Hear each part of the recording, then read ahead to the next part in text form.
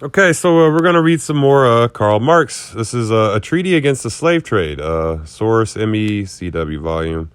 This is published in Die Press. So this is Marx, a treaty against the slave trade, 1862. Keep in mind, he's a reporter. He's he's a correspondent in a newspaper, like when he writes these. So he's also kind of letting people updated on certain news and stuff like that. Let's get into this. London, May 18. The Treaty on the Suppression of the Slave Trade, concluded between the United States and Britain on April 7th of this year in Washington, is now communicated in extenso by the American newspapers.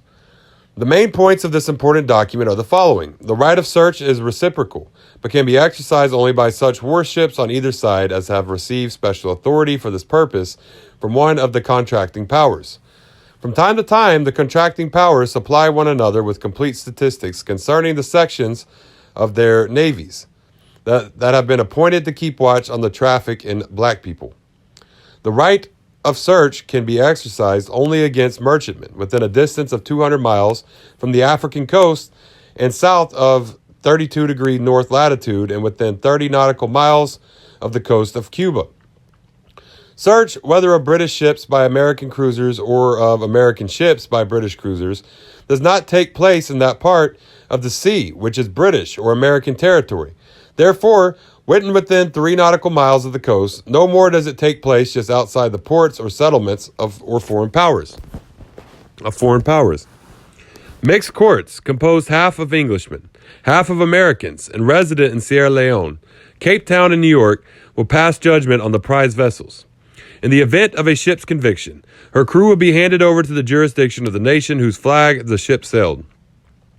So far as this can be done without great cost. Not only the crew, including captain, mate, etc., but also the owners of the vessel will then incur the penalties customary in the country. Compensation to owners of merchantmen that have been acquitted by the mixed courts is to be paid within a year by the power under whose flag the capturing warship sailed. Not only the presence of captive black people is regarded as affording legal grounds for the seizure of ships, but also special equipment in the ship for the traffic in black people, manacles, chains, and other instruments for guarding the black people. And lastly, stores of provisions that greatly exceed the requirements of the ship company. A ship on which such suspicious articles are found has to furnish proof of her innocence, and even in the event of acquittal can claim no compensation.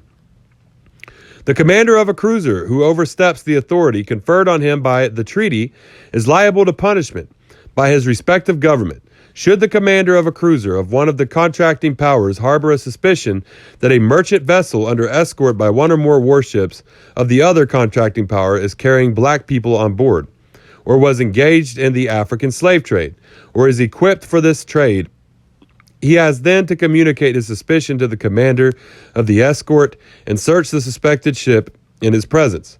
The latter is to be conducted to the place of residence of one of the mixed courts, if, according to the treaty, it comes under the category of suspicious trips. The black people found on board convicted ships are placed at the disposal of the government under whose flag the capture was made. They are to be set at liberty at once and remain free under guarantee of the government in whose territory they find themselves. The treaty can only be terminated after 10 years. It remains in force for a full year from the date of the notice given by one of the contracting parties. A mortal blow has been dealt the black person trade by this Anglo-American treaty, the result of the American Civil War.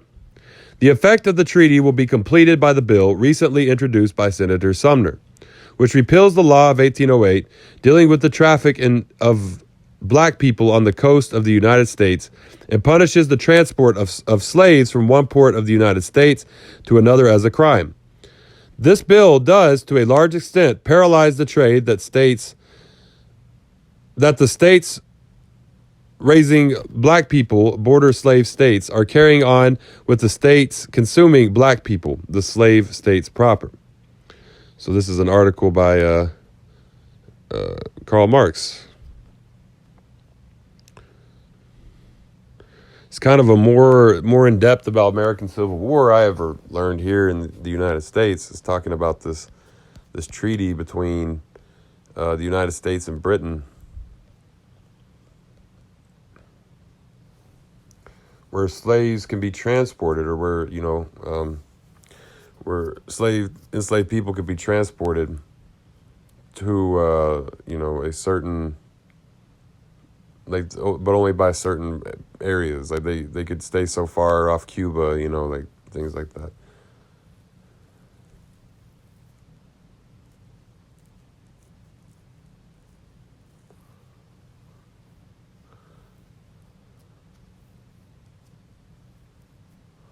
Yeah, it's just kind of it's interesting, learning about that, like, because you really wouldn't get that too much, in other ways in the United States. So yeah, all right. Well, yeah, we're gonna get into more of this. Y'all go ahead and I'm on Facebook, YouTube, Twitter, Tumblr, TikTok, Medium. Follow me on there. This is Marx's Saw.